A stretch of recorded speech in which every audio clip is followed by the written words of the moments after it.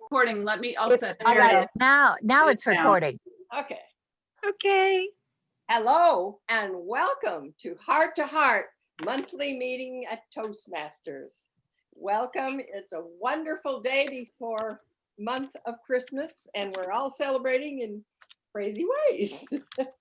I'm Sally Reyes, your Sergeant at Arms, and I'm welcoming you, and please turn off your phones. Get your phones, please turn them off. And I would like to welcome Kimmy, our president.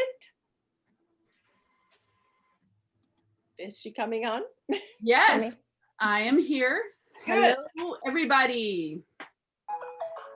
Toastmasters International's mission is to empower individuals to become more effective communicators, leaders, and all clubs are designed to provide a supportive and positive learning environment that is designed to develop communication and leadership skills, resulting in greater self-confidence and personal growth. Our core values are integrity, respect, service, and excellence. Heart to Heart is a specialty club of entrepreneurs and others who want to make their messages more heartfelt and magnetic and authentic. As such, our members are allowed the option to practice a free and/or paid offer from the stage in order to receive feedback. Now let's welcome our guests. And I'd love to hear how you heard about our Heart to Heart and what you are hoping to get out of today's meeting. So choose somebody.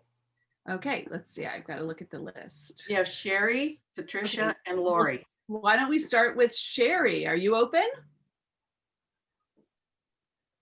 Sherry, unmute yourself. Yep.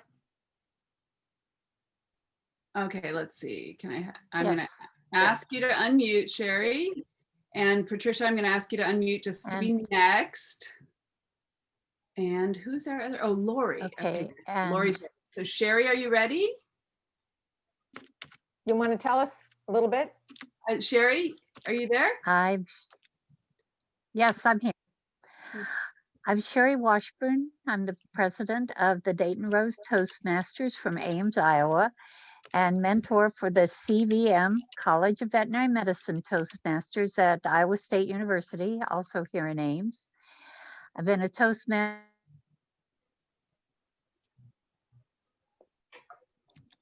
Uh-oh, your voice just faded out, Sherry. I'm learning a lot and sharing what I learned. So wonderful. I'm so that's glad why you're I'm here. here. Thank you for joining us, Sherry. So you obviously know the benefits of Toastmasters, which is why you are on another one, and you're also the president. That's awesome. Lori, or let's see, let's do Patricia next. Patricia. Hello. Hi, Patricia. I recognize you from a meeting we had. Welcome. I'm so glad you're here. And you're the reason I'm here. Yeah. Oh, I'm the reason you're here? Fabulous. You invited everybody, so here I am. Well, that's I'm from Ukiah, California, 5622. I'm Sergeant at Arms there. And I am just reaching out and joining different groups and seeing what the other Toastmasters do in comparison to us. wonderful. Thank you so much. I'm so glad you're here. And I think we saw each other on the president's at a meeting a couple weeks ago. So I'm really glad you're here. Thank you. And how about Lori? Yeah, hi everybody. I'm Lori Krenz and I live in Livermore. I'm a realtor for Coldwell Banker. My friend Annabelle has invited me many times and I'm always so busy with work or life. And this has been one of my passions, is to get more into like Toastmasters and speaking, so I wouldn't be so nervous in front of people. But so anyway, maybe this is a start that I can see how it works and possibly join all of you. I really like to see people's speeches. Well, Sherry, this is a great place to build skills in terms of comfort speaking in front of people and building that self-confidence that makes it easier. And as a real estate agent, you know, or being in the real estate market, you know that the more comfort you have there, the better off you're going to be. So I'm really pleased that you're here. Thank you. Thank you so much. You're welcome. And now I would love, do we have any other guests that I did not acknowledge yet? Gary? Gary McKinsey? No, Gary's not a guest. Oh, yeah, we only have 3. Okay, perfect. And everybody actually, just FYI, everybody is saying guest and I don't know why, but I know a lot of you are not guests. You're not guests, you are members, and it's a benefit to be a member here. So in the meantime, I'm going to pass us over to our amazing Jeannie Alford, who is our Toastmaster for today. And hello, everybody. So we're clocking in on month number 9 of the pandemic. And one of the things I'd like to acknowledge for this group is we've really made the pandemic work for us. This online platform seems to be going really well. Normally I would be introducing the meeting theme, but the meeting theme is open house and speakathon. And So- holidays. Well, yeah, there is that. If That you was can the find, official theme. if you can find 3 people with funny hats on today, then you're a winner.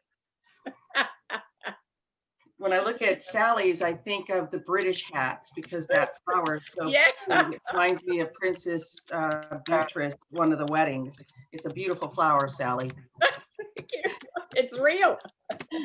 which is better There's that- than Princess Beatrice's. And so- And it almost fit your whole head. I've got my Cindy Lou Who hat on here. there you go. That's what it reminded me of. Cindy Lou Who. We won't talk about the Grinch because Cindy Lou is the star of that show. So our first thing that we do is the Heart Master, and that gives us a chance to collect ourselves, ground ourselves, and be ready for a great open and giving meeting. And I will start that today with asking everybody to plant their feet about shoulder width apart on the ground. Get comfortable in your chair, really get in there. Make sure that the lumbar support is right where it should be. Your arms at your side and relaxed. And we'll take in a deep breath together. We'll take in one more.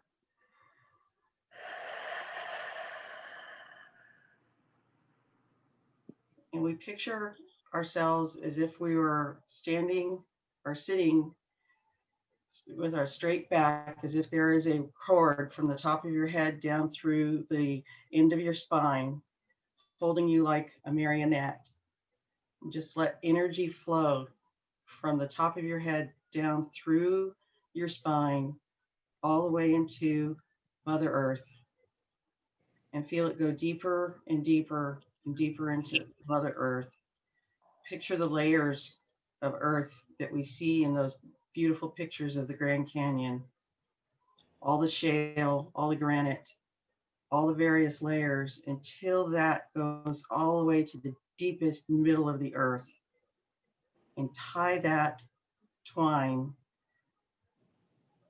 on a post so you yank at it, and it's definitely there, strongly grounding you into the love of Mother Earth, grounding you into this lifetime, into this present moment.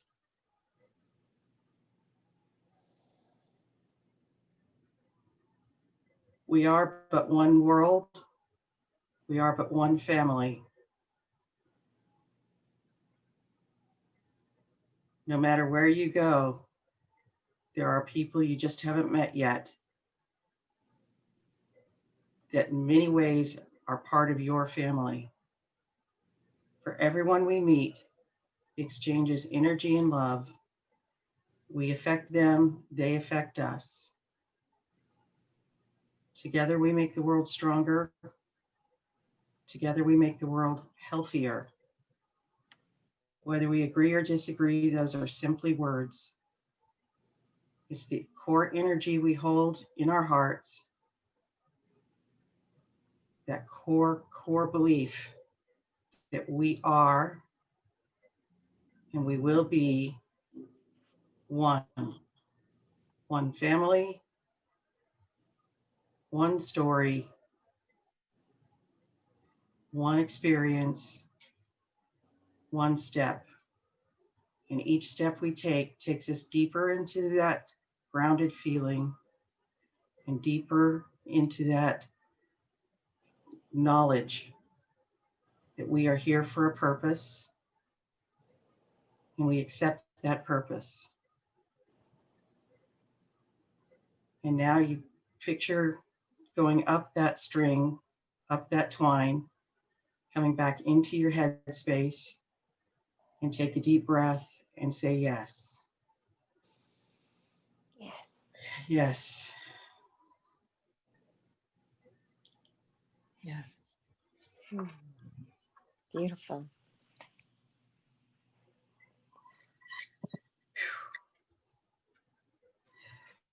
So I hope everyone has had a chance to print out the agenda and take a look at it.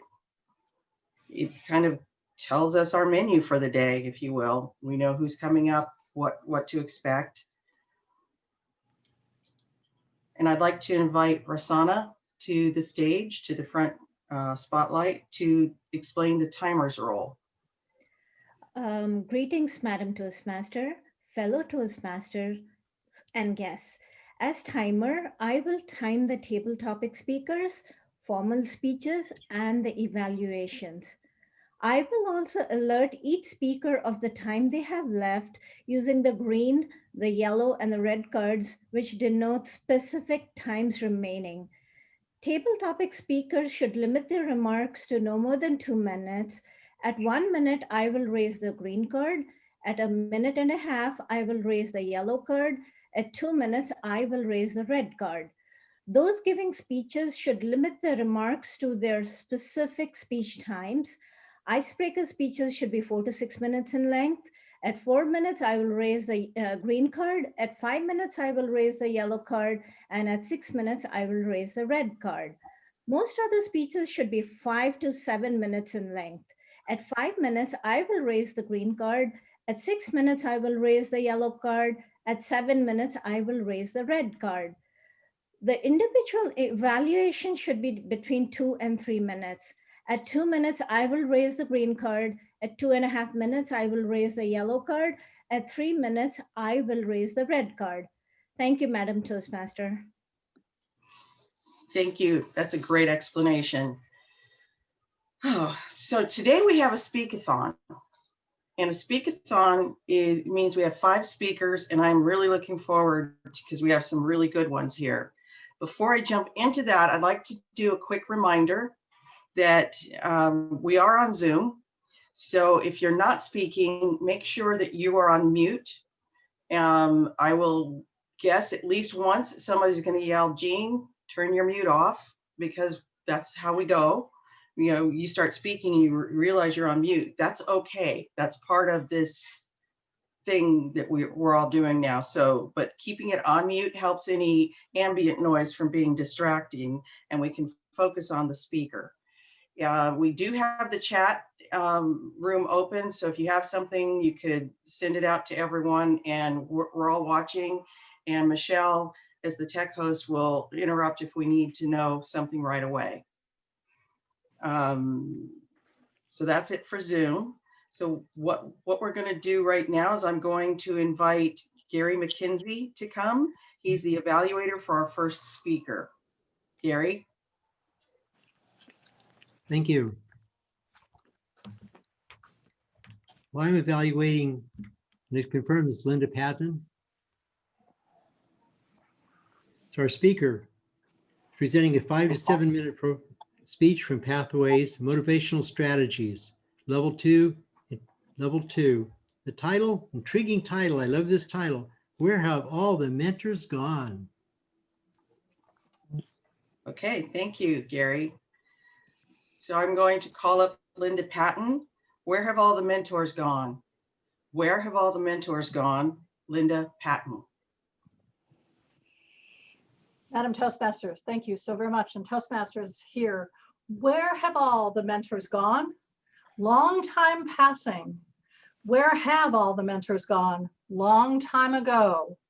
Where have all the mentors gone? Gone to retirement, every one. When will they ever learn? When will they ever learn? This is a wonderful song that was actually around the Vietnam era in 1962. Peter, Paul, and Mary actually sang that song for the first time, not as mentors, but as young men. But I felt it was so important that we look at what's happened to mentors. I know when I was coming up in corporate, I was part of the corporate property, which meant that I knew exactly what my next steps were to get to senior vice president, which was where I was going. I knew what education I needed. I knew who was going to mentor me in my next step to be able to move on. And for my company, mentorship was a contract between the mentor and the mentee. We also had a length of time that mentorship contract ran. If we felt that we had covered everything that we needed to, then the contract may have ended earlier, but seldom did it go longer. And I love that because it gave me a sense of purpose. Where was I going? What was I going to do? How was I going to get there? And that kind of thing. What I find today, though, is that we don't have mentors. And I think because many of them have retired and no one has replaced them. I also find it interesting that most companies don't have a succession plan. They don't have corporate property. That concept has slipped away.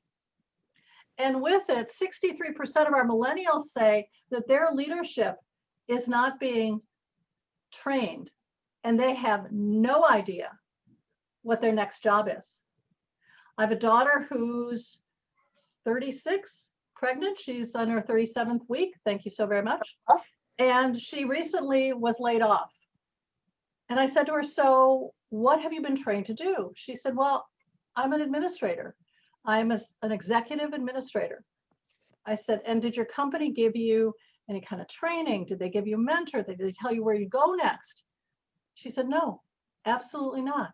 If I wanted another job or a different job, I had to apply for it. I had to look at the job listings and look at what it took to do that job and then apply. And I said, and how did you know whether it was something you wanted to do? Was there anybody to have an informational interview with? She said, no, Mom, they just don't do that anymore.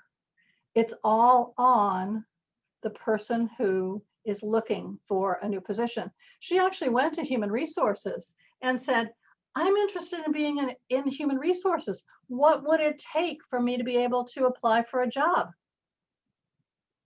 And there was dead silence. They didn't know, or they didn't care.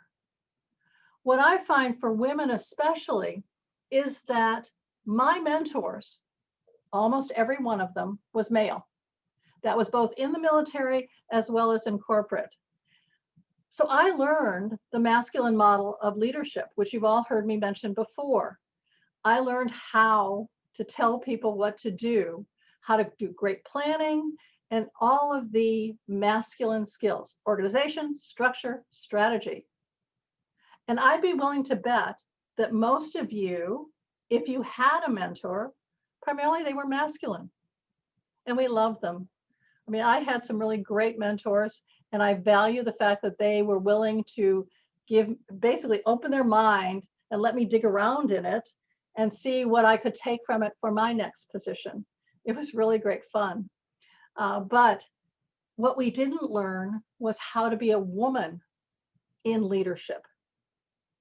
There were no women leaders who were in mentor positions, or at least if there were, they weren't being assigned to people to mentor.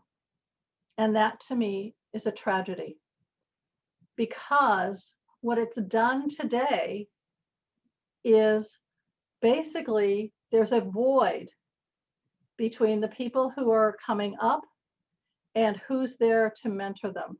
They aren't there. And if they are, they're saying, I don't know how to mentor. I never had one. What would that look like? I don't want to take on that position because I might make a mistake and ruin their lives. Well, one thing that I love about Toastmasters is the fact that they have mentor programs at virtually all levels. You as a brand new Toastmasters coming in, don't know anything, the first thing you get is a mentor, someone who can take you through the journey of pathways. What is that road that I'm going to take to become more comfortable with my presentations? As you move into a leadership role, you oftentimes have a mentor there as well. And I know when I moved into my district finance job, thank God I had a mentor, because I can tell you, even though I've got probably 30 some years in finance, this animal was entirely different than anything I have ever done in the past. What I'm saying to you as Toastmasters, take what you've learned about mentorship, about being a mentor to a new member, being a mentor to someone taking on a new leadership role, someone taking on a leadership role at a higher level, like the district, and bring that to your organization. Whether you are an entrepreneur and you have people who are working with you, you can mentor them. They don't have to be employees, but become that mentor so that they don't say, where have all the mentors gone? Madam Toastmaster. Thank you, Linda. Thank you, Linda. And can we get 1 minute on the timer for the evaluator?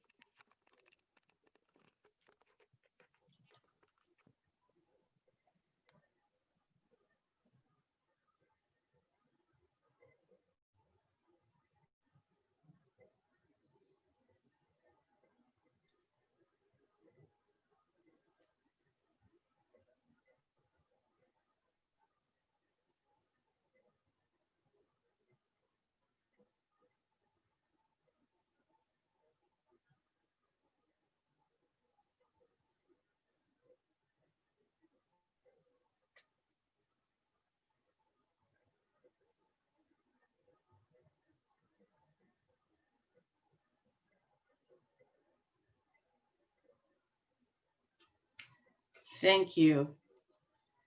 All right, I would like to invite Isaac Ford to the front and center spotlight to explain our second speaker and the objectives of that speech. Isaac?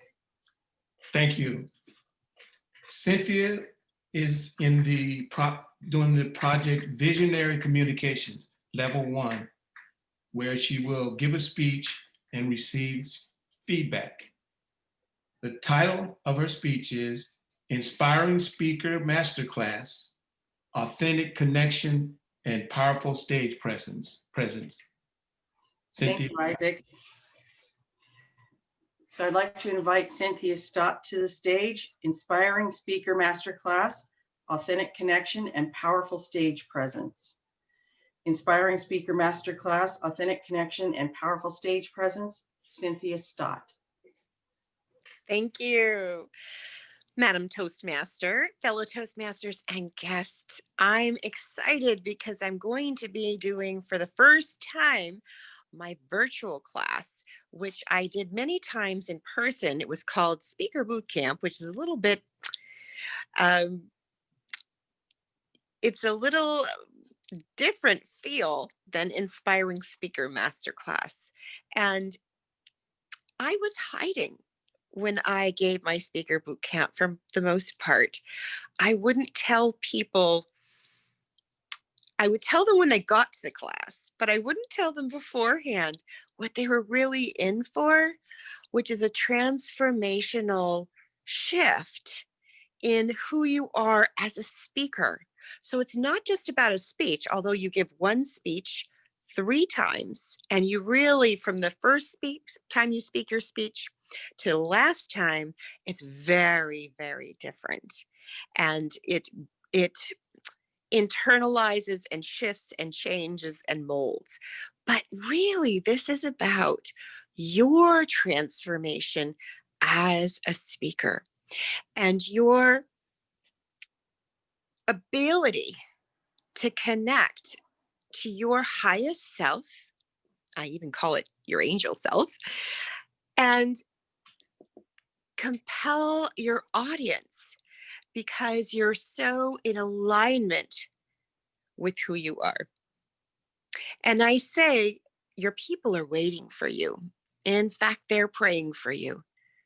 You are the answer to their prayers.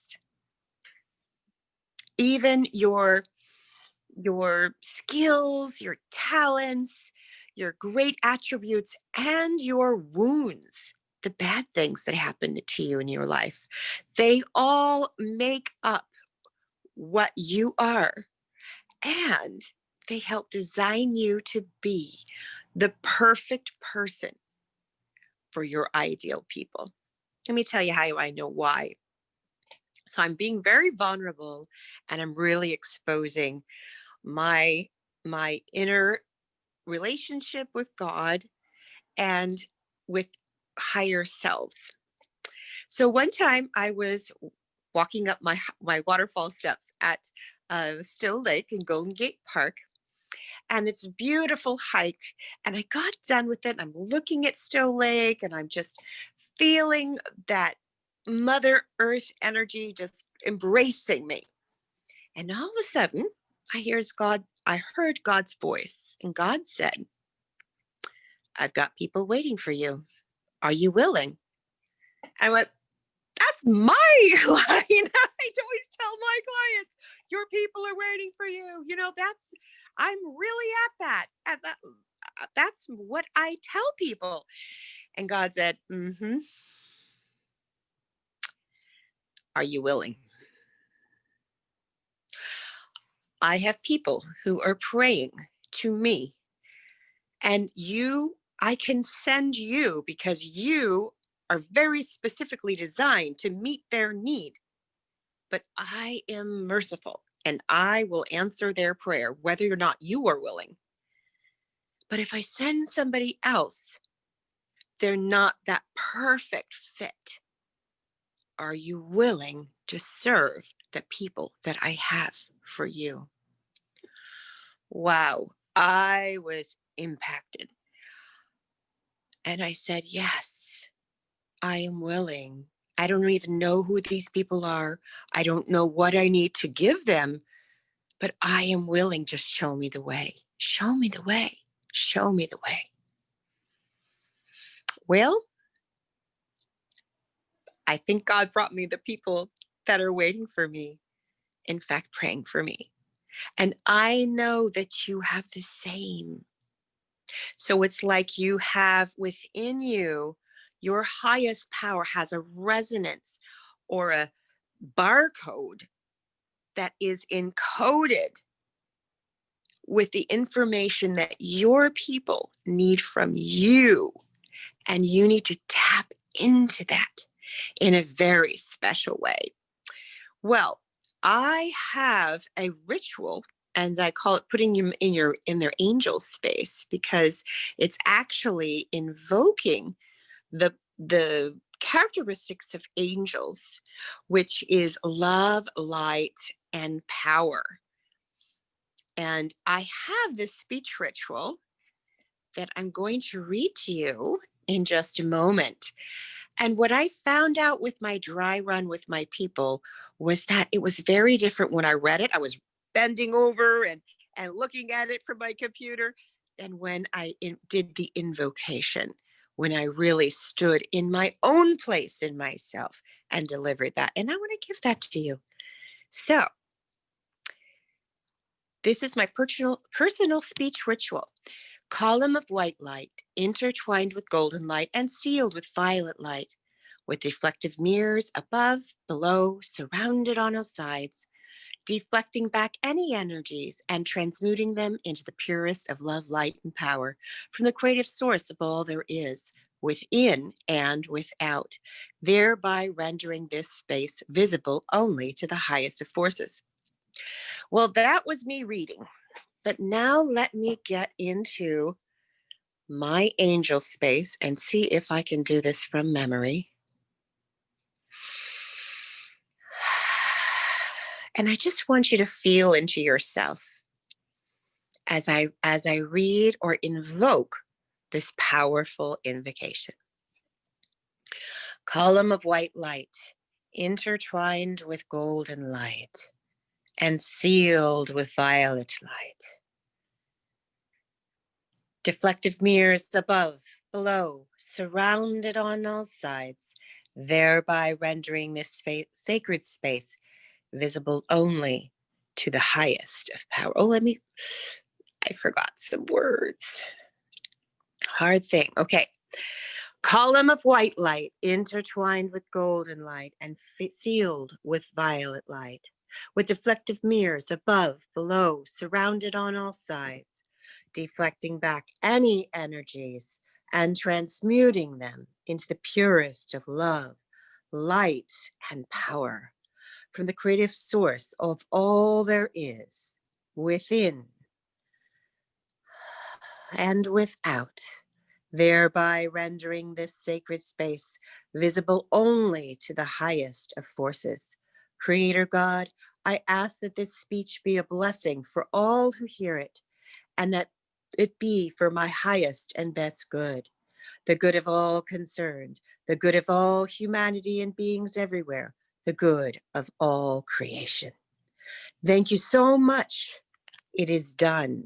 It is done. It is done. And so it is. Thank you. Thank you, Cynthia. It is remarkable how it changes whether you're reading or you're invoking. That was definitely well illustrated. And I'd like to call for 1 minute on the time clock for the evaluation.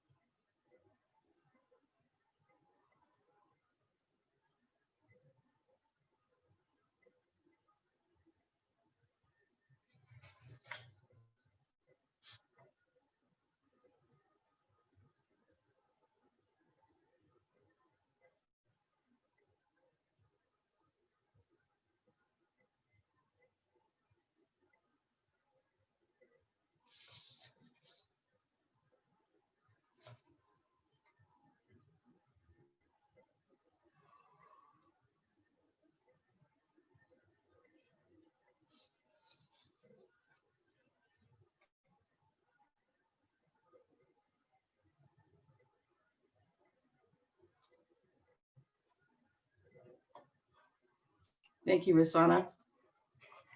And now we have, I'd like to invite Linda Patton up to introduce the third speech objectives. Linda?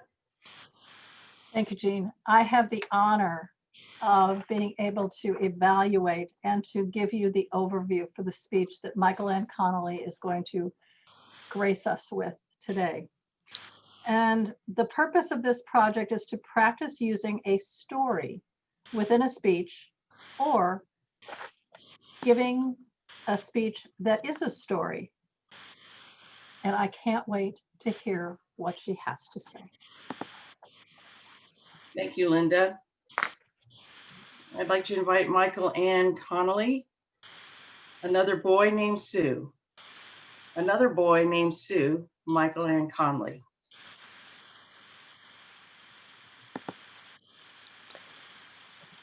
I'm lying on the floor,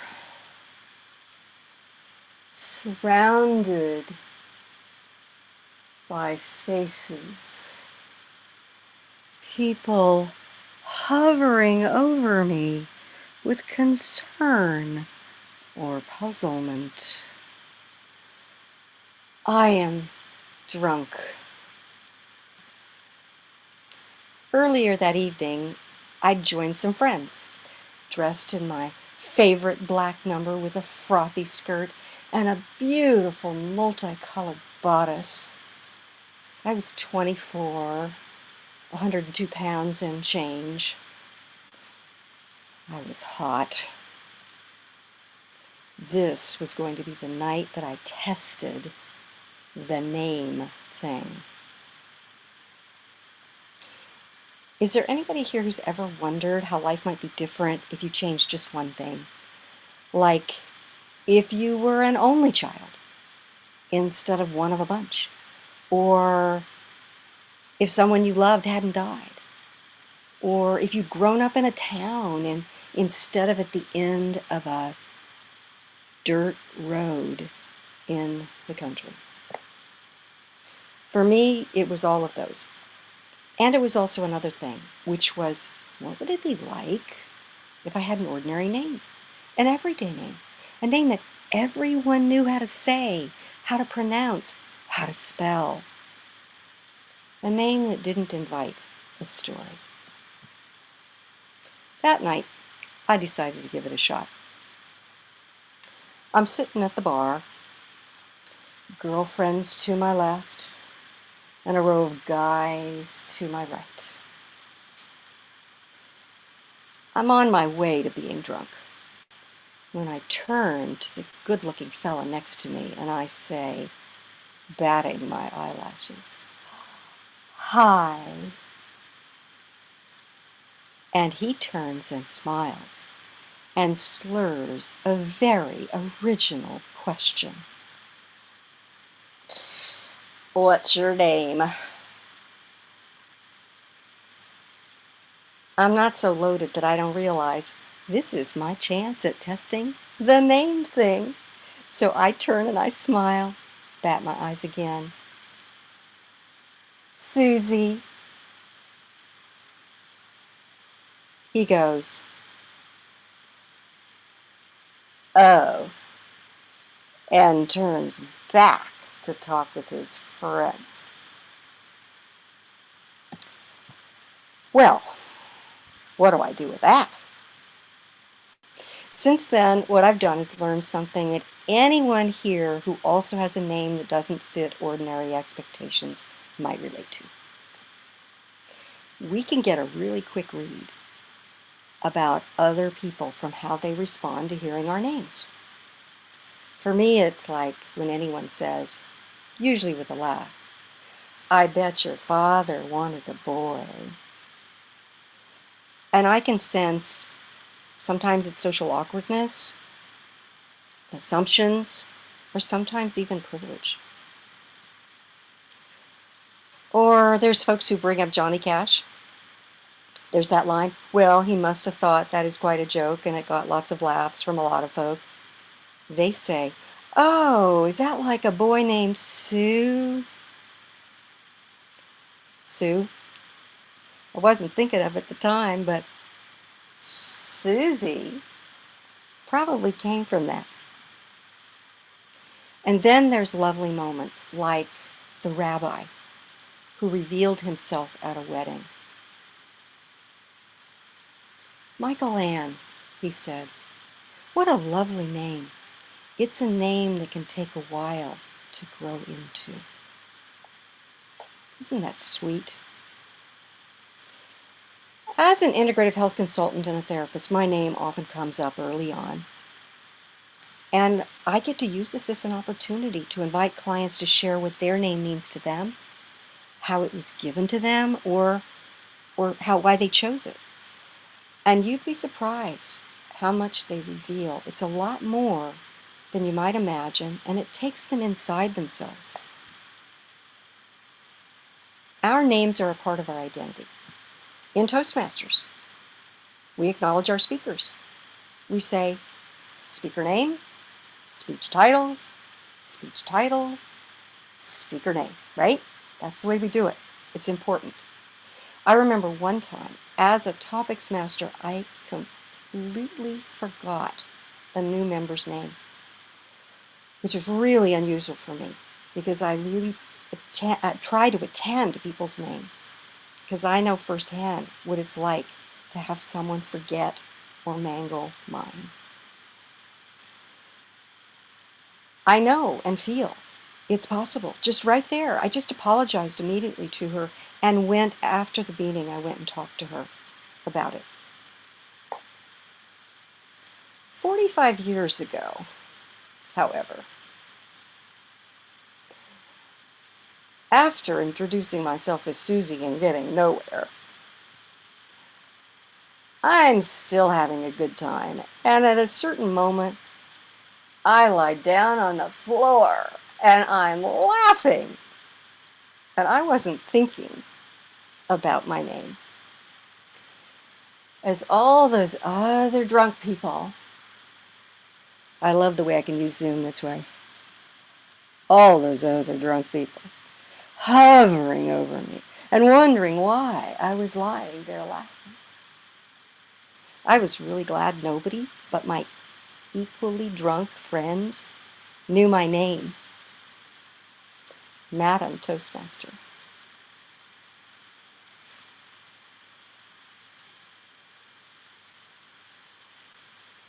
Thank you, Michael Ann.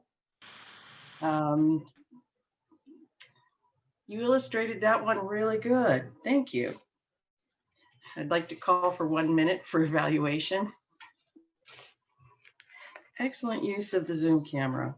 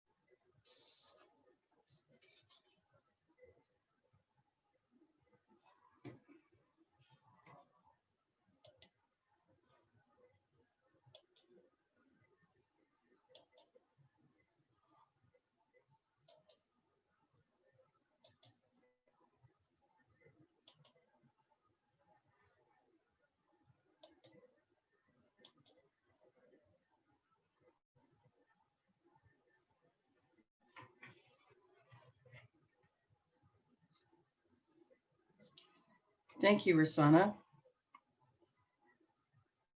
Now we're going to have the evaluation of our first 3 speakers. And I'd like to invite Gary McKenzie up to evaluate Linda Patton. Gary? Yes. Well, Linda, obviously I liked your speech. It was on leadership, which is your topic. I really enjoyed your opening. You got our attention right away. Where have all the mentors gone? I believe you repeated it maybe 3 times, and you gave a little snippet of a history as to the history of that. Also, you went into your experience both with corporations and in the military, where we all aware there's clearly leadership. One suggestion I have is you presented all of this in narrative. I think it would have been very intriguing had once or twice you let us hear the voice of one of your mentors, what they said to you and how they said it, and then your thoughts. Let us hear your internal thoughts and how it made you feel. I feel that would really add to your presentation. For the analyticals in the group, you gave us statistics, 63% of the millennials. I think if you cited the source also, that would help. I like the flow of your story. It flowed very nicely. And you moved into why you believe their mentors are not present today. And then you tied it into Toastmasters. That Toastmasters has a mentoring program that you can use. And then I really like the fact that instead of saying about using it in Toastmasters, you flipped it and said, explain how we can benefit from this in our business, whether we're entrepreneurs, working for a corporation, whatever we're doing, we can use this to improve our own lives, plus the lives of the individuals we're mentoring.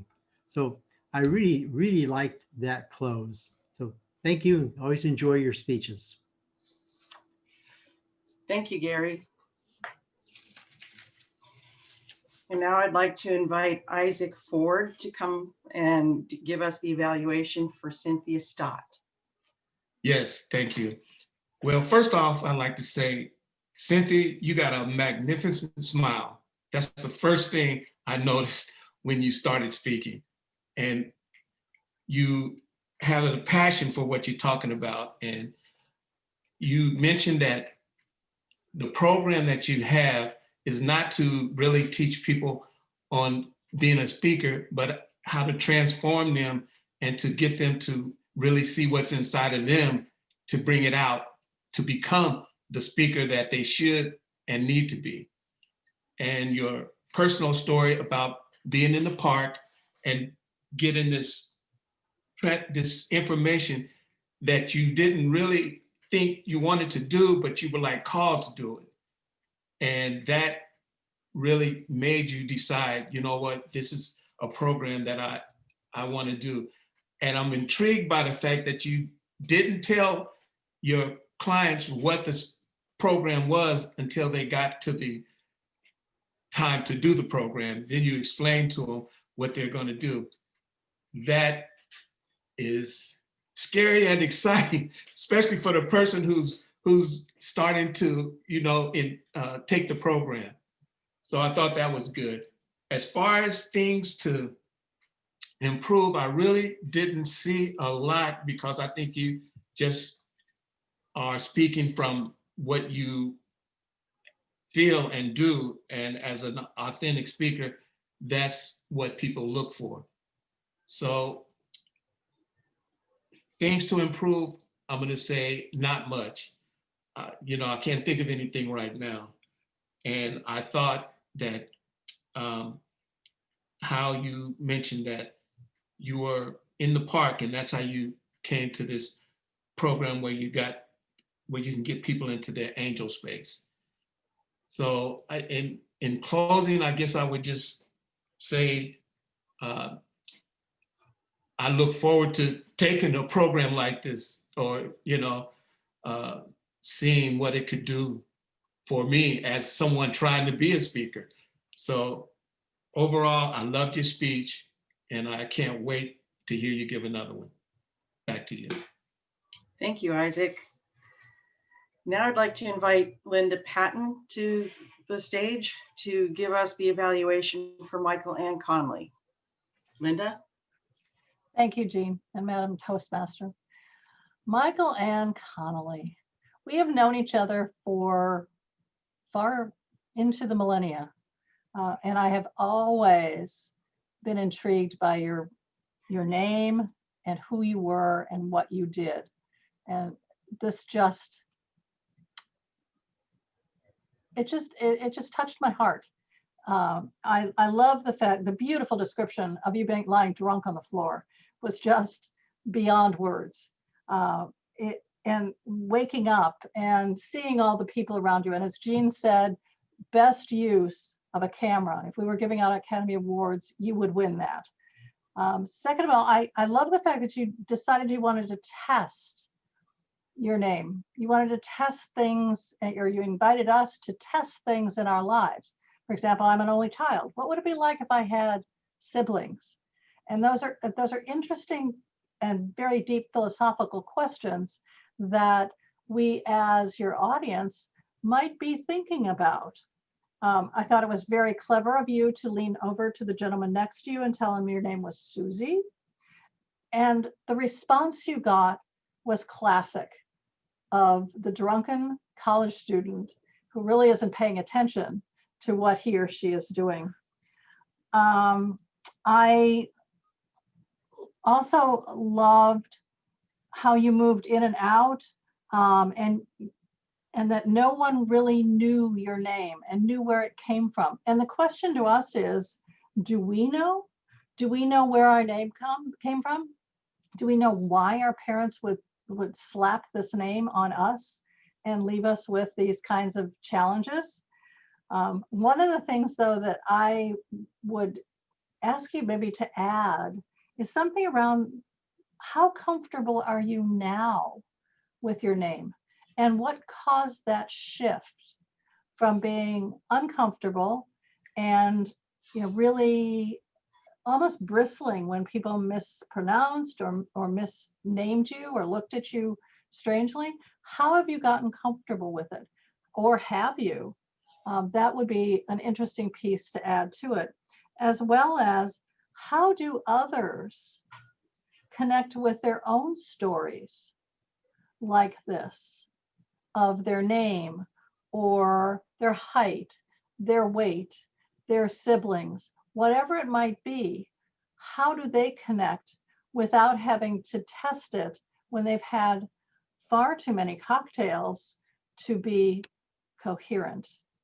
Thank you again, Michael Ann, for giving us this well done, well demonstrated look at you and your name. Madam Toastmaster. Thank you, Linda.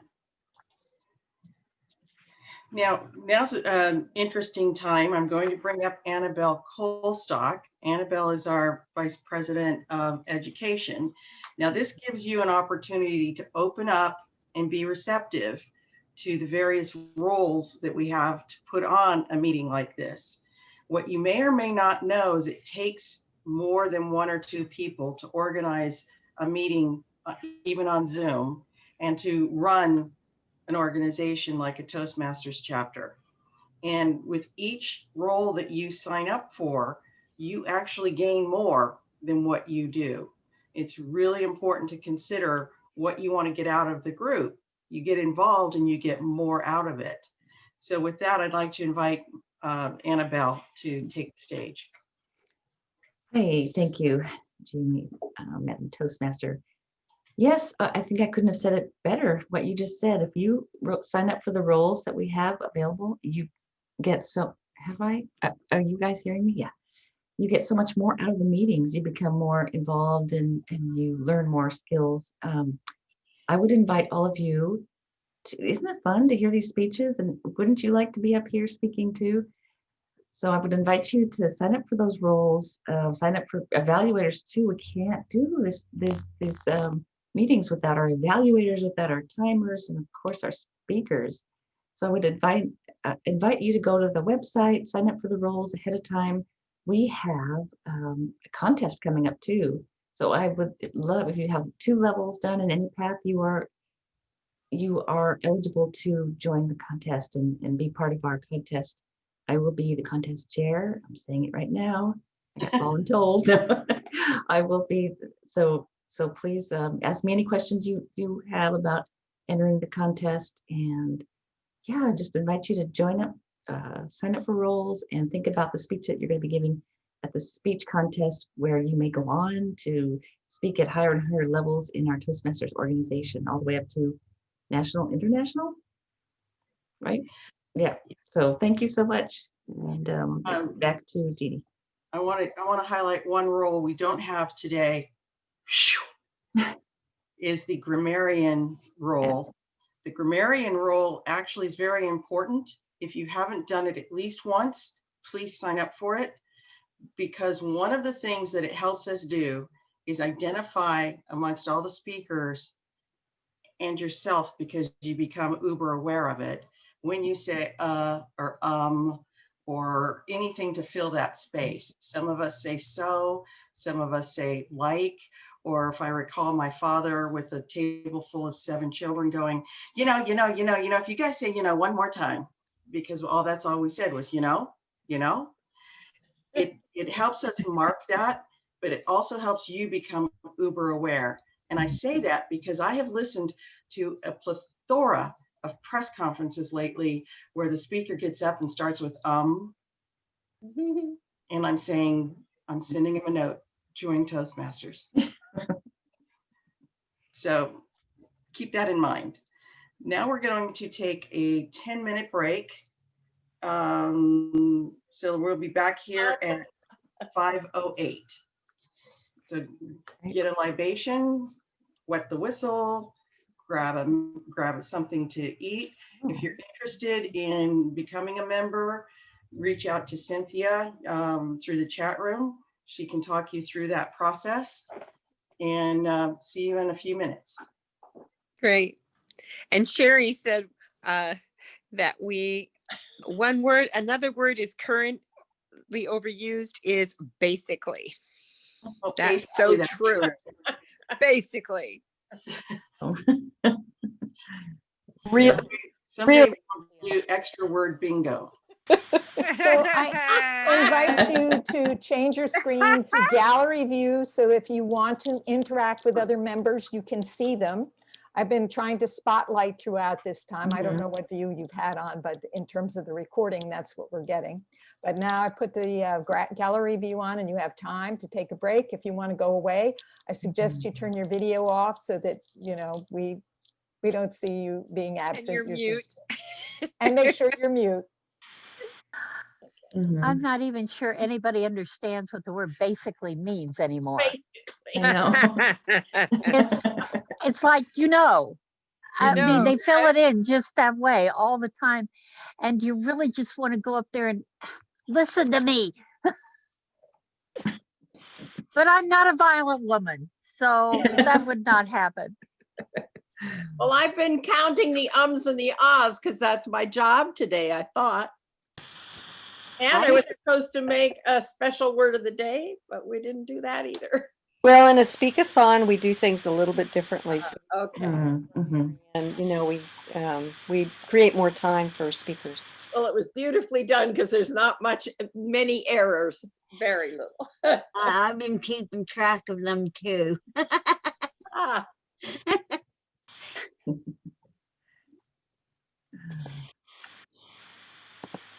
Okay, we're gonna go do something. Okay, take that out. Everyone's all done.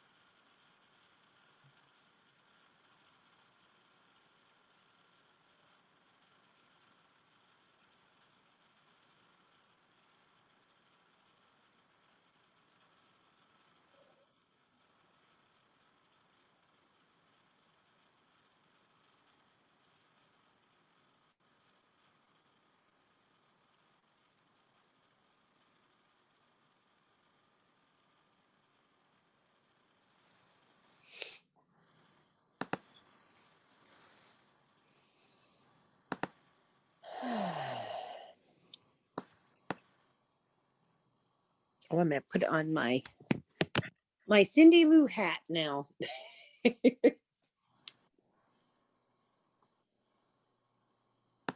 go.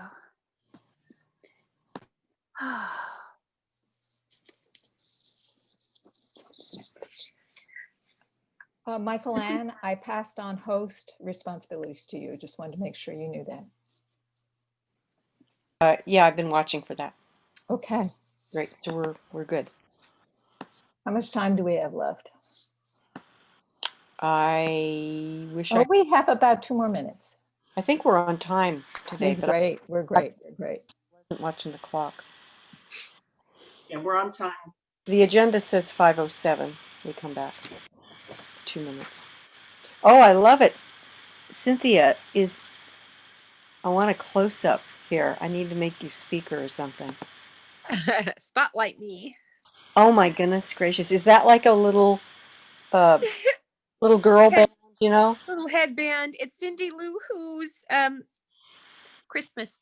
I love with that Santa Claus feet up top there. He's climbing down the chimney. I love it. That's She's the alter ego of my inner wisdom child, Cindy Lou Who. Yes, I met Cindy Sue many years ago. Yes. Yeah. And Rebecca. She's making an appearance today. Yes, right. I love it. Michael Ann, I want to tell you something, and everybody else who's speaking, is that when you're trying to spotlight somebody, they need to have their video on, or you cannot spotlight them until they show up. So if you are about to speak, please put your video on so that we can spotlight you easily, because the people's names jump all over the place in that list, and it makes it easier if you do that. Yeah, I didn't realize that. But yes, the speakers need to unmute themselves and have their videos open when their evaluator steps up to orient everybody to what the speech is about. Yeah, best to unmute yourself when they're talking so you're ready to go. You're ready to go, but I didn't realize the video. I actually got bumped off. I saw that. I got bumped off. It was like, whoa, I'm glad I didn't get bumped off during my speech. It was like, I missed the first part of Gary's input because all of a sudden my screen went completely dark and I had to start everything over. I was like, whoa. Technology. Yeah. Are we ready? Yeah, we're ready to go. Where's Jean? I'm right here. All right. Let's see, we need Sally, Patricia. Yeah, people are coming in. Just a couple more. Perfect. Welcome back. I hope everybody had a nice break. I went in and harassed my puppies. They're being so good now that they're being quiet. Right. Oop, I did it. This is why we need a grammarian. Catch me if you can. At this point, I'm going to invite Michelle to the podium. She is our topics master. Michelle Pedicolis. Thank you, Jean. I would like to now introduce the table topics portion of our meeting. And that's the fun part where we actually speak extemporaneously. And I'm going to invite people to come on. I'm going to take a look at the speaker view for a minute so I can see who would, the gallery view, to see who would like to speak. I would love to encourage also guests, especially guests who've had experience speaking extemporaneously or table topics. So please raise your hand if you would like to be one of my table topics speakers. So Sherry, is that a yes? Okay, Sherry, who else? Sandra, anybody else? Will Lori do it? I know it's her first time, but she can go Lori, after. would you be interested in doing a table topics? It's going to be a real easy subject. Patricia is raising her hand, Michelle. I got Patricia. Okay. I'm just checking with Lori also. Lori, would you like to, or? Okay, well, we'll check in with her later. We're going to start out with Sherry. Sherry, the question I have for you is about the holidays. That's what we're celebrating. So what I would like to know, how did your family celebrate the winter holidays when you were a child? Madam Table Topics Master. That's an interesting question because I got asked that not that long ago. And truthfully, I do not remember much about how we celebrated when I was a child. And no, that's not because it was that long ago. But I do remember a picture that shows me in this pretty little frilly red dress sitting beside the Christmas tree, all decorated and presents under it, giving me the opportunity to look happy, look Christmassy, but whether it was actually that kind of event or not, I mean, you know, pictures are posed. I am assuming it was because I don't remember anything negative either. But we always lived relatively close to family. So when it was a holiday, everybody piled into grandma's house. Then later on, everybody piled into mom's house. And then there was the time grandma was in the nursing home. And so we'd celebrate with her on Christmas Day. But since everybody couldn't get in to do that all at the same time, we would celebrate with everybody else the day before. And even though my grandmother died in 1995, we still celebrate our Christmases on December 24th. It's just carried on for, oh my goodness, that's a lot of years, isn't it? It just became a habit and we never quit after grandmother died. So we're going to continue our traditions this year. It's going to be a quiet Christmas, just 3 of us. And we're going to miss those who are further away. Madam Table Topics Master. Thank you, Sherry. So the next table topics volunteer is Sandra. And Sandra, your question is, what is your best memory of a winter holiday? What's your best favorite experience or memory of doing a winter holiday?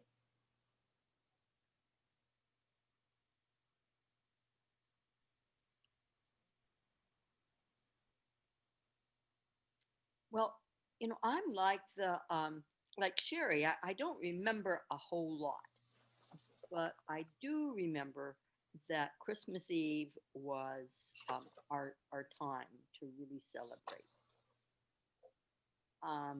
It was the Hermanson family, my father's side of the family, that we went to on Christmas Eve. And there were a lot of kids and just a lot of people. And there were gifts galore and great food,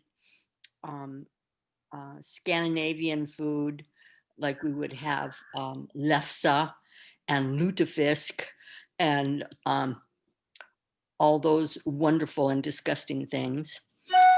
And it was always It was always a big adventure with all those kids around. So that's what I remember. And the fact is that I carry on that tradition today, the tradition of having a big party on Christmas Eve. So I've been a little disturbed that this year I can't have a big party. So what am I going to do? Well, I guess we just have to reduce it to, to a few people and leave all the windows open and the fireplace going and making seating area outside with a fire pit or something. So that's what I remember. And that's what I do still. It's still a tradition. Thank you. Thank you, Sandra, for sharing your Christmas holiday. It's really lovely to hear your story and Sherry's and to start to create that sense of Christmas or the holidays and getting us thinking about that. The next table topic speaker is Pat. And I would like to know, Pat, what was the strangest winter holiday you ever experienced? The strangest that I ever experienced, I would have to say, we was at my great aunt and uncle's house for Christmas Eve. And it never failed. Every holiday, my dad would get called out to work because he worked hooking up electricity for people. And every holiday, some drunk would hit the electric pole and knock the electric out. And my dad would get called out. So this one Christmas, we was at my grand aunt's, and Mom was drinking, and Dad got the phone call. He got called out, so he left to go to work, and Mom decided she was going to drive us kids back home, and it was snowing out. Well, we made it about a couple miles down the road, and Mom put the car in the ditch. So we walked to the nearest farmhouse, and they went up and tried to get the car out and couldn't get the car out of the ditch. So they invited us to stay at their place till my dad could get off work to come to save us. And we was there for a good 6 hours. But man, they gave us hot chocolate and marshmallows we toasted outside on a fireplace. They made this humongous fireplace for us kids. And we went sled riding. And it was so much fun that when Dad came, us kids didn't want to leave.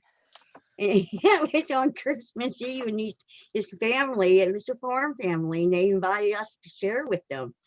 And it was the strangest, but yet one of the best Christmas that I had. It was a lot of fun. And we made friends with them, and we kept in touch with them over the years. And that was the strangest one I had. Patricia, great story. Thank you so much. That was a strange Christmas and a great story. You're a great storyteller. I really enjoyed it. And I guess I picked exactly the right person for that question. Thank you very much. And now I'm going to turn the podium back to our Toastmaster, Jean. Thank you. Thanks, Michelle. That illustrates what I said earlier about there's one story. We all have holiday memories, and I'll bet you if we really worked at them, they all had something strange about them because that's the way we roll. I remember once where my mom put the car into a snow bank. We missed the tree by about 6 inches. 3 of the 4 kids in the car were all dressed as angels. We were on our way to a Christmas pageant, and my mom gets out of the car, and somebody that we knew, apparently, she knew apparently, got out of the car and said, "Come on, we're going to the same place." So we got there in time. But I remember thinking, you don't get in a car with a stranger, but she was like, "I know him. I know him." Okay. So I wasn't an angel there at that time.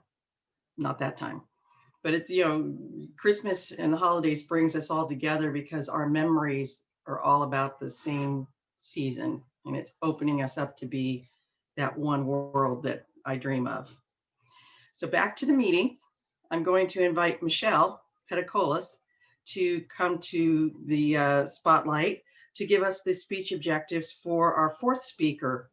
Michelle? Thank you, Jean. And I just wanted to comment on your story. What an irony if actually anybody had died that they would have been in these angel costumes. That would have been so bizarre. They would have made all the newspapers. Yeah. The speaker we have next is Annabelle Colstock, and she is giving a speech from Presentation Mastery. It's Introduction to Toastmasters Mentoring. So we have another mentoring speech here. The purpose of this project is for the member to clearly define how Toastmasters envision mentoring. And it's very specific. And the purpose of this speech is for the member to share some aspect of a previous experience as a protege. So back to you, Toastmaster, to introduce our speaker. Thank you. And I would like to invite Annabelle Colstock. Belief in yourself begins with a mentor. Belief in yourself begins with a mentor, Annabelle Colstock. What did you say? Do you mean me? No, you can't mean me. I'm not prepared. There's no way that I can do that. I don't even know anything about this. That was me at a job that I had in the research labs of University of Texas at Austin.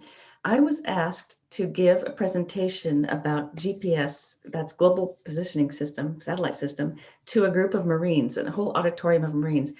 I had just started with this new boss. I had no idea about anything about the GPS signal. I had to first of all learn everything I needed to know about this. I had to be able to be confident enough to get up and speak in front of this huge auditorium without passing out.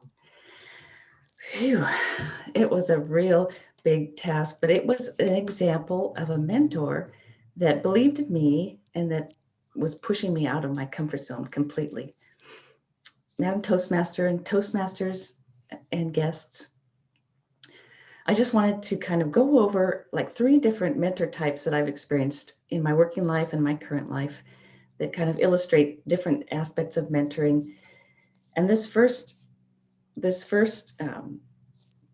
mentor was one who pushed people out and into doing things that they were not comfortable doing because it helped us grow. He knew also that he had belief in all of us when he did these kind of things, that he knew that we could get through it. And I did. I had a team of people behind me helping me with the slides. I also joined at that time, this was like 30 years ago, I joined a Toastmasters group and really helped me to be more comfortable speaking in front of people.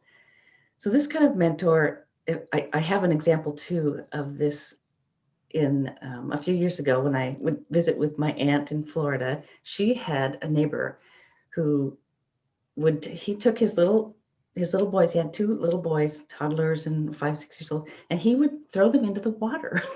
And this is how he got them to swim. So there's just another example of how he had the belief in them. He knew that he would be able to be there and run in and dive in and collect them if something went wrong, but he just was one of those that totally threw them into a situation that they had no other option but to learn how to swim to the shore.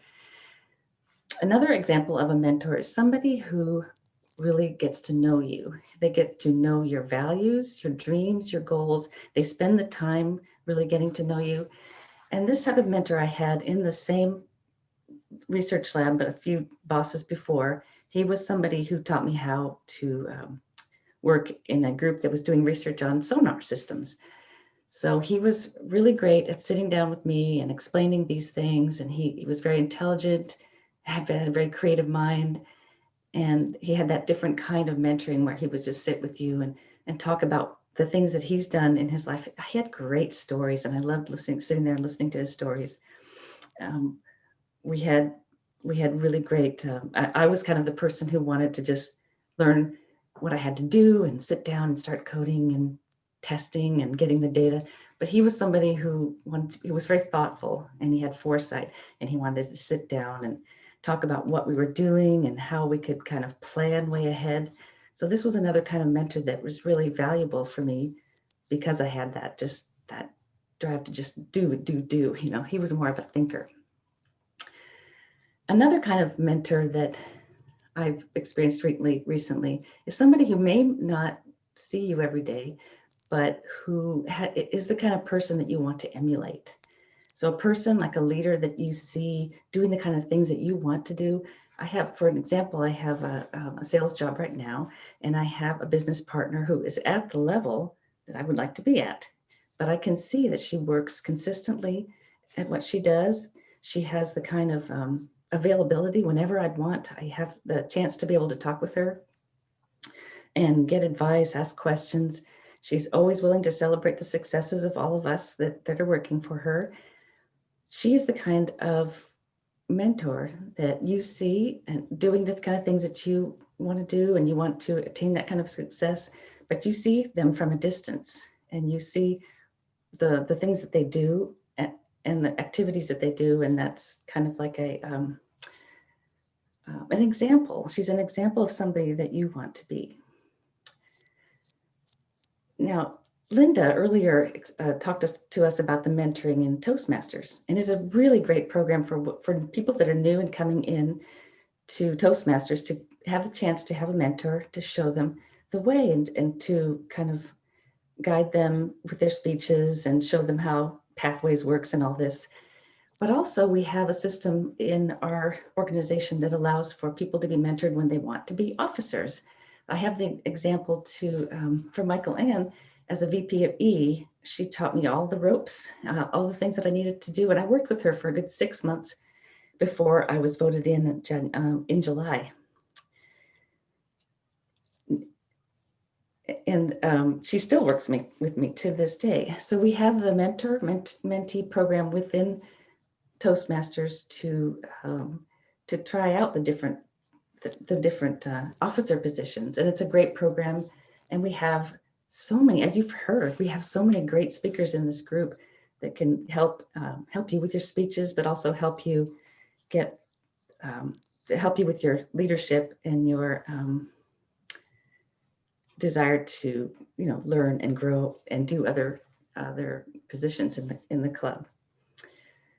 So the mentor protege relationship is a very valuable relationship, a very valuable thing. And you can see from the examples that I showed you that there is the mentor that likes to throw you into the water, push you out of your comfort zone, and it's very valuable because it helps you work hard at what you're doing and get to learn new skills and techniques. And then there's the leader or the mentor that sits down with you, helps you learn what your goals and dreams are, and helps you kind of look far into the future with some foresight. And then there's the kind of mentor that this might be far off and might not be somebody that you get to be in contact with regularly, but you can follow their example of the things that they do, and they help you to learn and grow in that way. So those are my examples of mentors, and I'm so happy to have those kind of mentors here in this group. Thank you. Thank you, Madam Toastmaster. Thank you, Annabelle. And I would like to ask for a minute on the clock for the evaluator.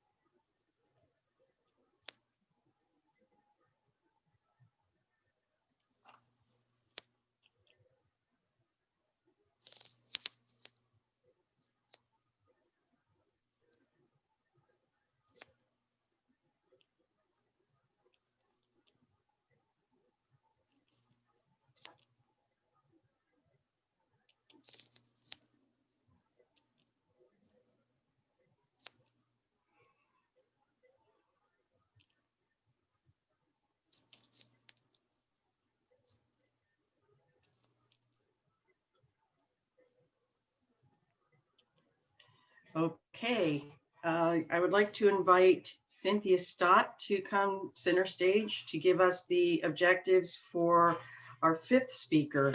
Cynthia? Okay, let me get my objectives out of the way here. Had to relaunch myself. Just a sec. So Kimmy is going to be speaking her first speech of the 5 to 7 minute speeches in the feedback and evaluation. And she will give it, and then she will get feedback, and then she'll give it again. So the purpose of this project is for the member to present a speech on any topic, receive feedback, and apply the feedback to a second speech. The purpose of this speech is for the member to present a speech and receive feedback from the evaluator. Okay, and the member will deliver a well-organized speech on any topic. Focus on the member's speaking style. Be sure to recommend improvements. And the speech may be humorous, informative, or any other style the member chooses. Okay, so I'm really happy to be evaluating Kimmy. Thank you, Cynthia. And I'll invite Kimmy Avery to the stage. Why learning to navigate relationships is important. Why learning to navigate relationships is important. Kimmy Avery. Have you seen couples fight in front of their children? Do you know somebody who experienced a traumatic childhood with parents fighting? I was one of those children. I watched my parents fight all the time when I was young. My parents were oil and water. My mother was a crazy, hippie, vibrant colors, wild and free spirit.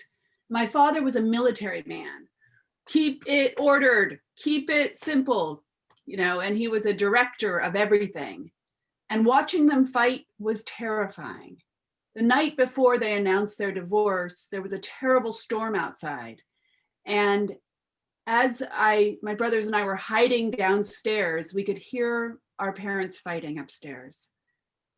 It finally got quiet, and I went upstairs and I saw my mother passed out on the floor, and I saw my father locked in his room because they just couldn't do it anymore. And the next day they announced that they were getting a divorce.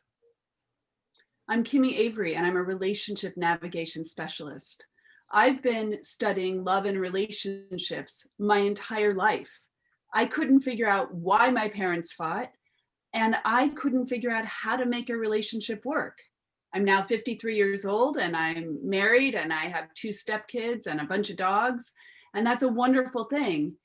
But I had trauma over the years that really darkened my spirit. I have a master's in counseling psychology, a bachelor's in family studies and human development, and I do neuro-linguistic programming, which is the most advanced change technology on the planet. And I'd started studying that when I was 27 years old. It gave me the opportunity to learn how to heal myself, help others heal from their traumatic childhood experiences, and I now help singles and couples to heal their relationships so that they can be better parents, so that children are raised in loving homes. I want to tell you about a couple couples that I've worked with recently. One, I'll call them Adam and Mark. They are dating, and they did not understand how to communicate effectively. In my work, I started studying about masculine and feminine when I was 36. I'm 53 now. And it made everything different. The masculine mode is the provider, protector, producer energy. The feminine mode is the supporter, adapter, enhancer energy. The masculine is clear and bullet pointed. The feminine is flowing and goes in all different directions. That was basically my mom and dad. My parents didn't understand this. And as I was talking with this couple, helping them to understand these dynamics within a gay couple, one was more feminine, one was more masculine. Those dynamics, when they started understanding them, they began to understand each other better. Most of us suffer from stuck in your own head syndrome. And that's when we look out of our eyes and see everybody as a version of ourselves. Well, these two guys were doing that with each other. And they also didn't know how to communicate things that were important to them. We helped them to identify their requirements. Those are the things that absolutely must be there. For instance, they wanted children. Each one wanted children. Check. They both wanted to travel a lot and see the world and experience the world. Check. And they both are family oriented. Check. That means that they've got a potential foundation for creating a relationship that lasts. They learned how to heal their hurt feelings. They unintentionally hurt each other, which is what many couples do. They unintentionally hurt each other. And in that misunderstanding of the masculine and feminine, that's sort of the root of it that I've seen. I forgot the names that I gave them. So I'm going to say Adam, the more feminine, tends to use way more words, can't get to the point to save his life. I'm going to call him Mark. I think I said Mark before. Mark is really bullet pointed in the direct. He doesn't say things that aren't necessary. He doesn't use up all the space in terms of speaking. They were clashing over this. And when they both started understanding each other's perspective and their need for communication, things became easier and smoother. The next couple I want to tell you about is Christy and Steve.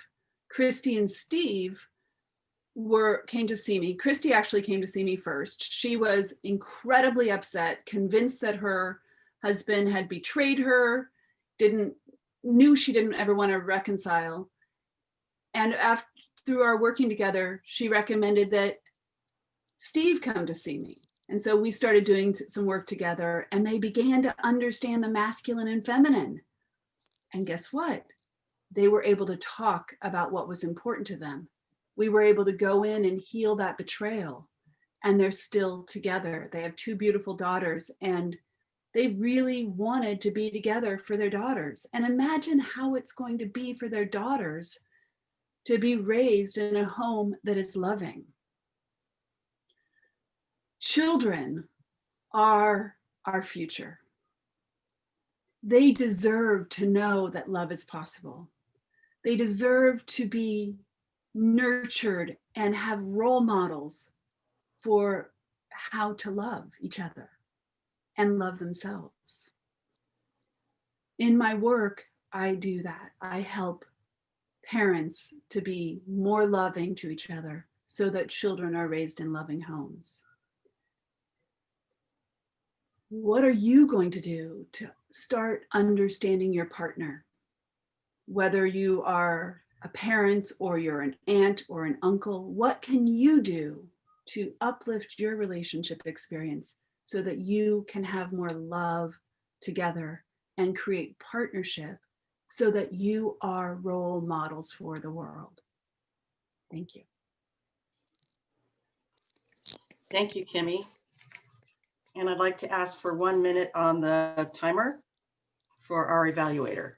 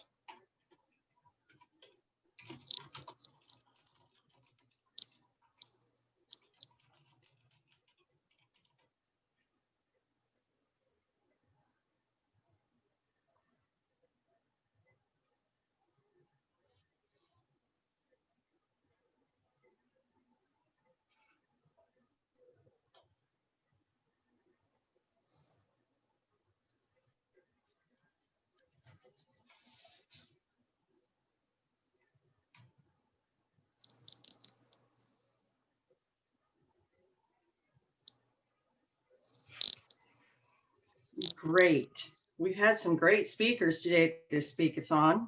And at this point, I would like to invite Michelle Peticolas to the spotlight to give us the evaluation for Annabelle Colstock. Okay, Annabelle, wow, what a great speech. You started out with a great catching opening, which was to have a conversation with somebody. We don't know what you're talking about, but we're curious. So you draw us in. And then you share with us 3 different kinds of mentors. And you give really great details about each of these different kinds of mentorships. I loved your gestures. I loved your facial expressions, which helped us to understand how you felt when you were interacting or involved or being called into action with any one of these mentors. And then you go on and give us a little bit extra and you talk about mentorship in Toastmasters and how that has really improved you as well. So you actually gave us 4. If you want to, what you might want to work on is giving names to your mentor types so it's easier for us to remember them. For example, you could name the first mentor type, the one that was kind of pushing you in the water, as the directive or the command or the authoritative. Whereas the person who sat down with you and asked what your values were and helped you to think about where you were going was more what I would call supportive. And then the third one, which was from afar, but what really inspired you with their behavior, I might call the role model. If you want to challenge yourself, I suggest that you embody these mentors. That is, as you're talking about them, to embody certain physical gestures or expressions that bring them to life. Or you could actually have conversations with each one of those. But overall, Annabelle, this was your best speech ever. It was really, really well constructed. It really brought the whole experience of mentorship to life. And I look forward to hearing your next speech. Back to Madam Toastmaster. Thank you, Michelle. And now I would like to invite Cynthia Stott to come to the spotlight and give us the evaluation for Kimmy Avery. Cynthia? Great. Thank you, Madam Toastmaster. And thank you, Kimmy. Oh, that was so amazing. I loved the stories that you told and how you kind of drew us in with your stories and how you use your gestures and your facial expression. I would have liked to see a little more movement since you are standing. You could move just a little to the right, a little to the left, maybe to indicate which of your couples is talking. I think that would be really helpful. It's kind of like this TED stage. So you have a portion of room, but you don't have a lot of space because you want to stay within that beautiful picture behind you. So just a little shift here and there would help. I know about your content. I know that you do your work primarily because you want kids to have parents that love each other and that get along in the world and that they see that role modeled in their parents, so they grow up to have good relationships and they grow up to have understanding and curiosity with each other, which is something that you bring in to your other speeches. And what I would have liked to hear is for you to be more vulnerable and powerful and take a stand for what you believe in. I believe that families can support their children to grow up to be great. I believe this. I am committed to. That would make your speech even more powerful. And I love how you have that passion. And I would like to see it more in your speeches. Thank you so much. Back to you, Madam Toastmaster. Thank you, Cynthia. Oh, it's a great day of great speeches. And now it's time for reports. Now, we don't have the grammarian report, so the reports part will be with the timer, and typically we have a general evaluator who will give us an evaluation of the meeting as well. So first, I'd like to ask Rosanna to give us our timing report.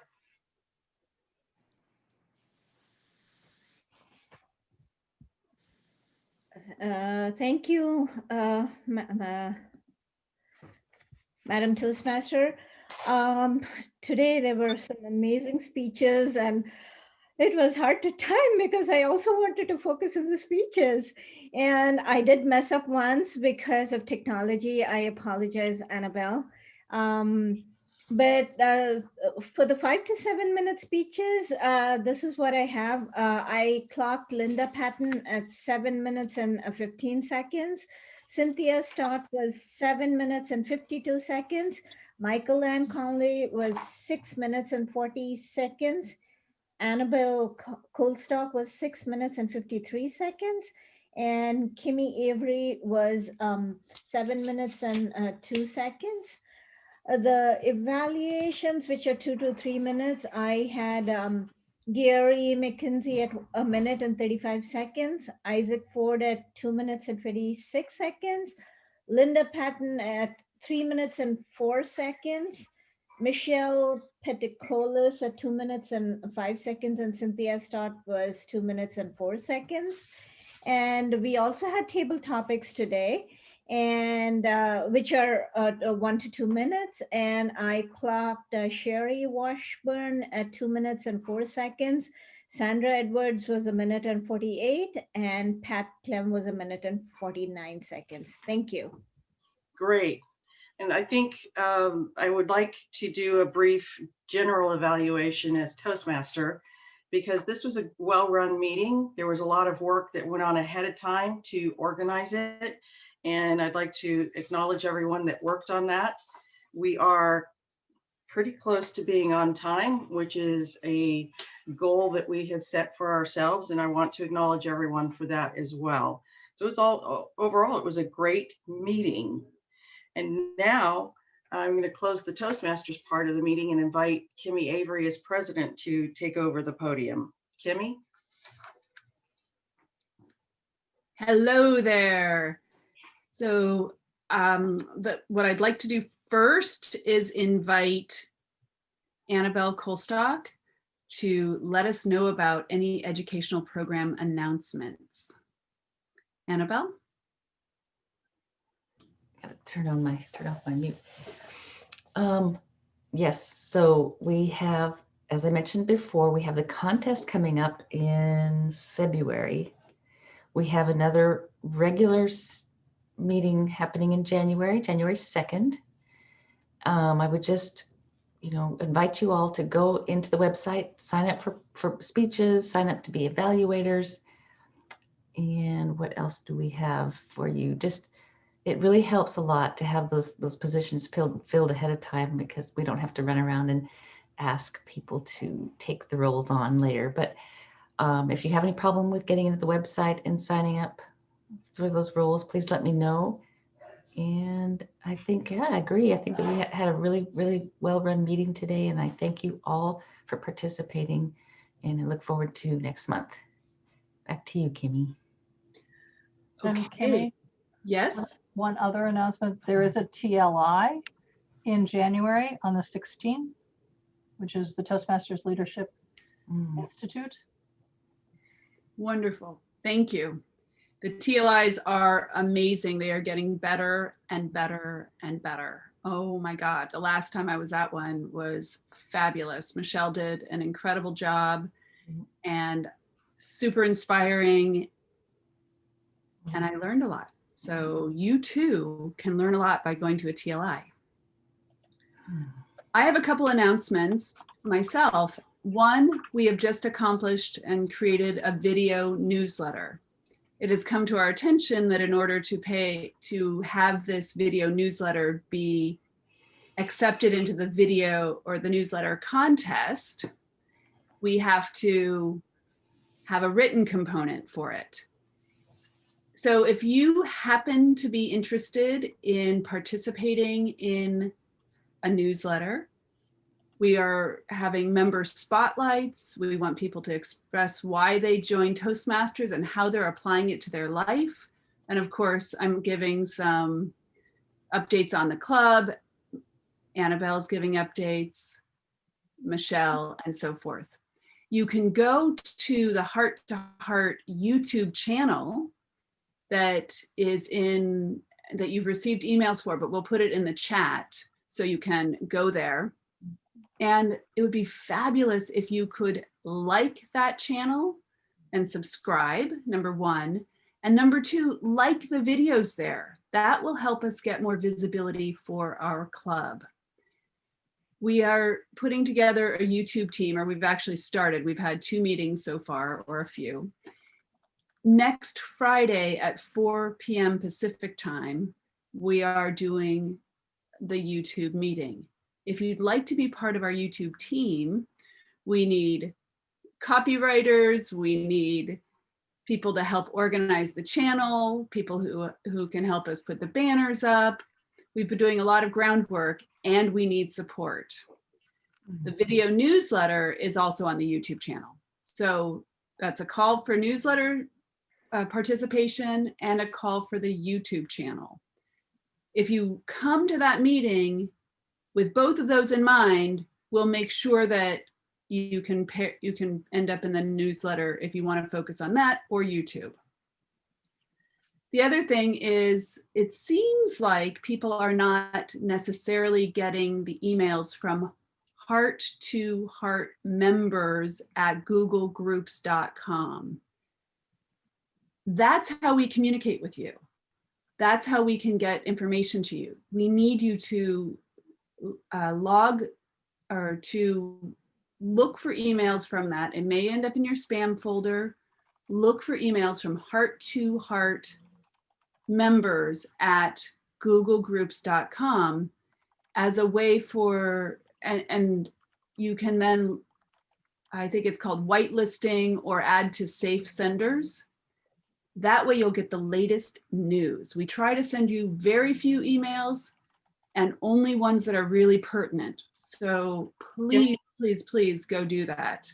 Kimmy, can I jump in real quick? Yes. If you're using Gmail, you need to probably look at one of the tabs, because it either goes into updates or promotions, and there's one other one called forums. Yeah. Mine goes into forums, and I had to go in and click on it and move it to primary. And what I didn't know is down below on Google in Gmail is a question that will say, do you want this moving forward? And you have to say yes. Otherwise, you just move that one. Right, exactly. And you can also add that to your contact list.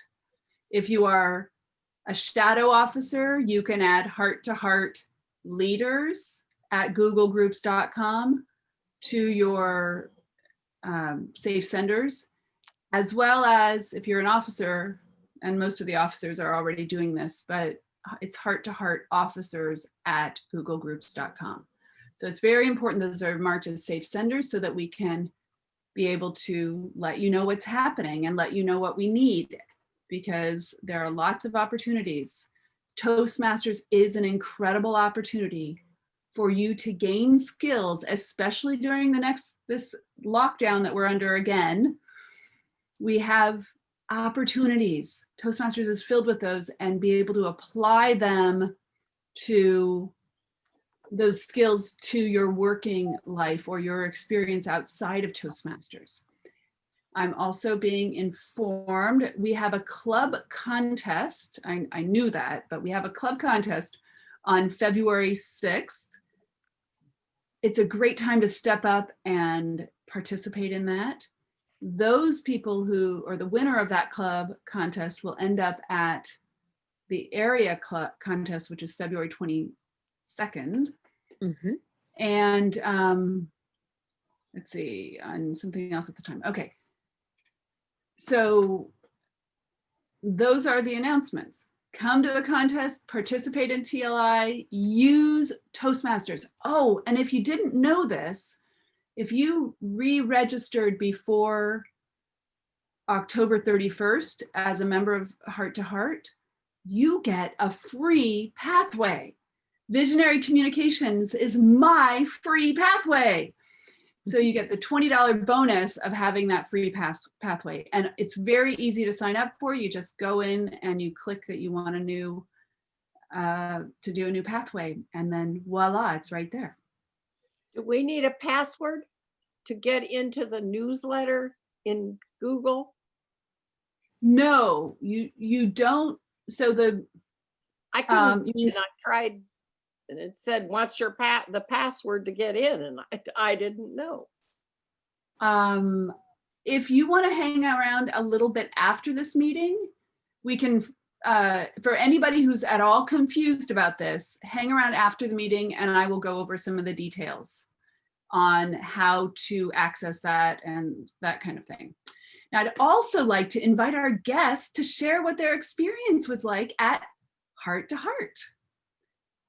I'm going to call on Lori first.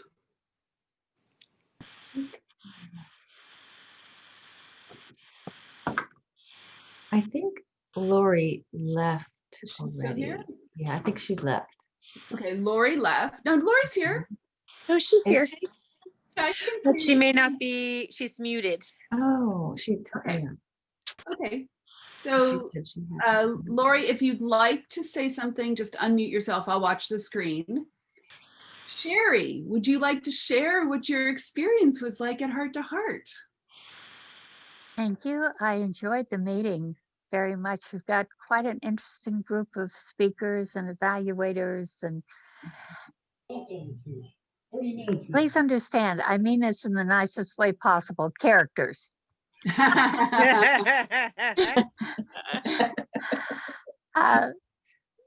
Two little comments. One is, and this is not specifically related to the club, these two.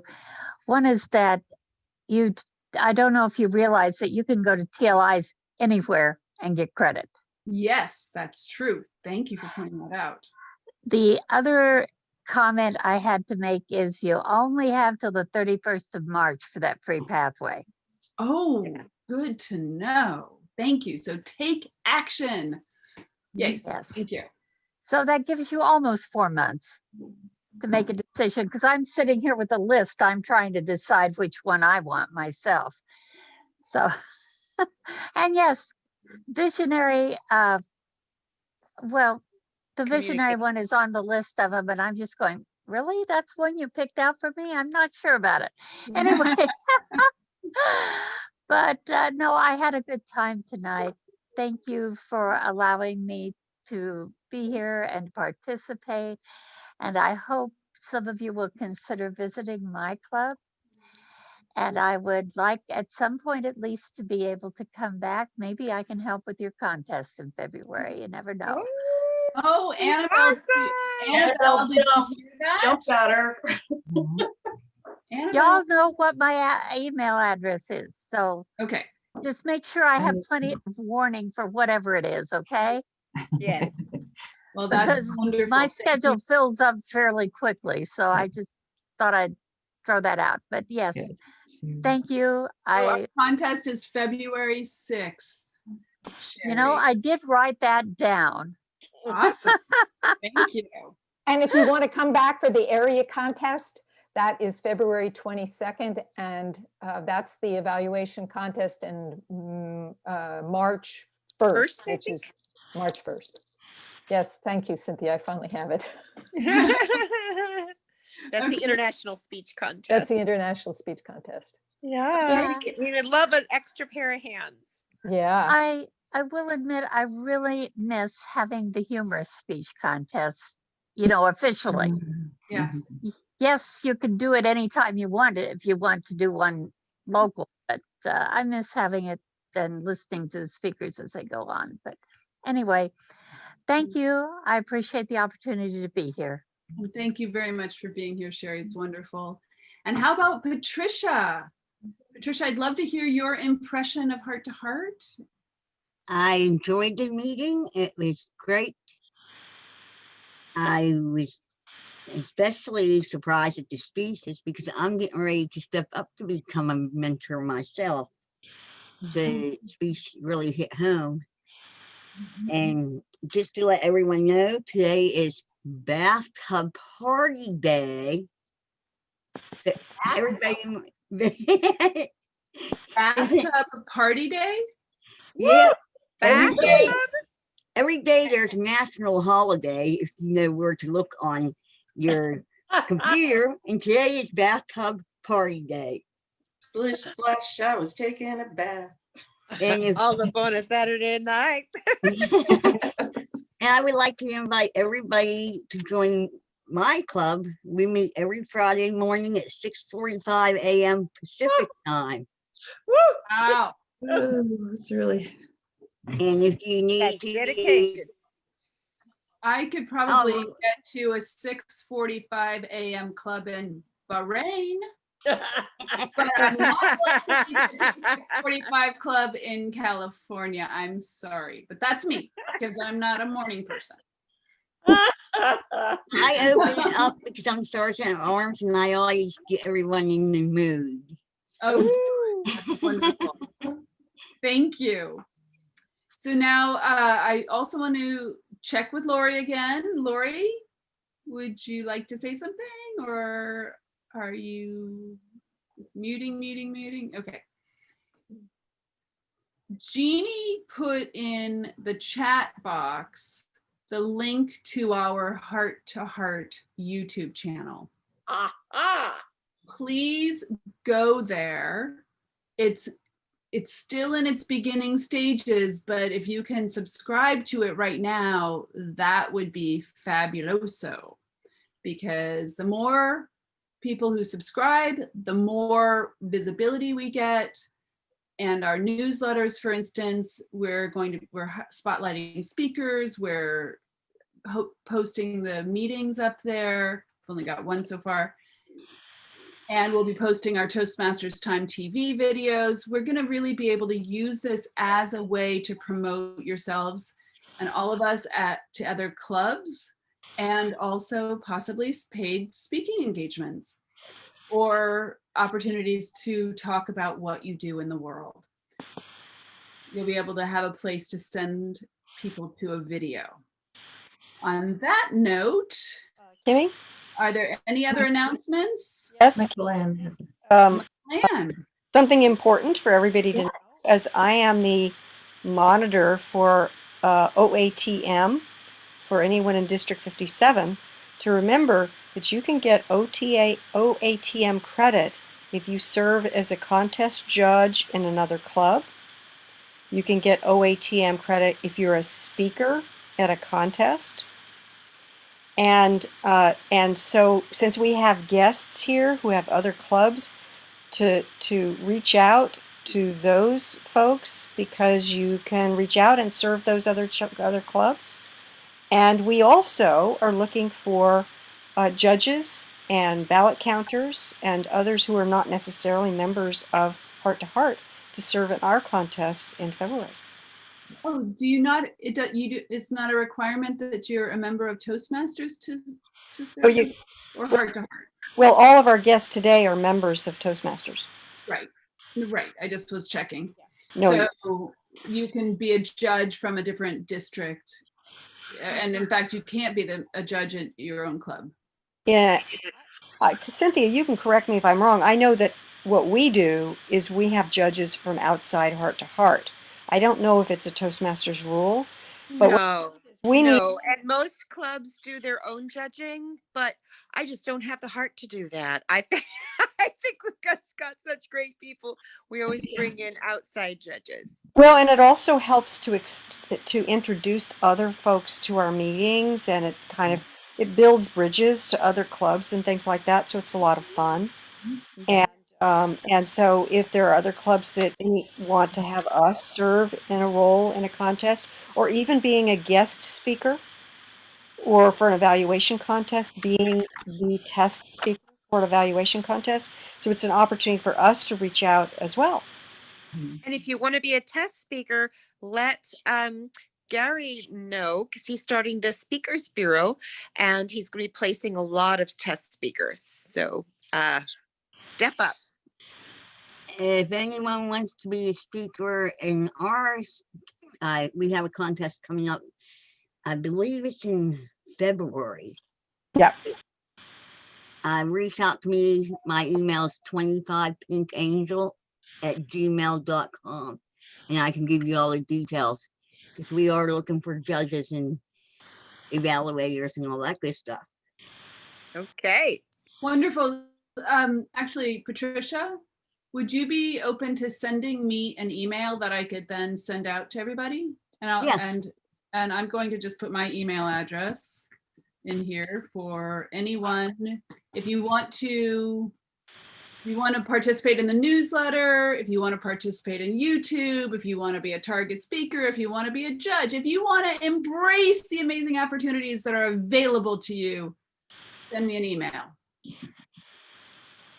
Okay?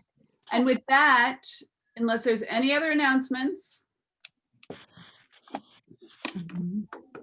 Okay, I'm going to adjourn the meeting, and anybody who wants to stay on later can to chat with me about some of the technology stuff. I put in the emails that I want you to whitelist or add to your safe senders into the chat, and you can see that there. And is there anything else that anybody wants to say right now as part of the group?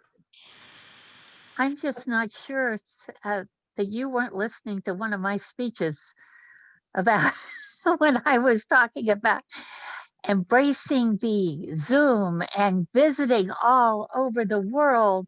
And as the enthusiasm you were showing just there, I thought, that sounds a lot like what I did.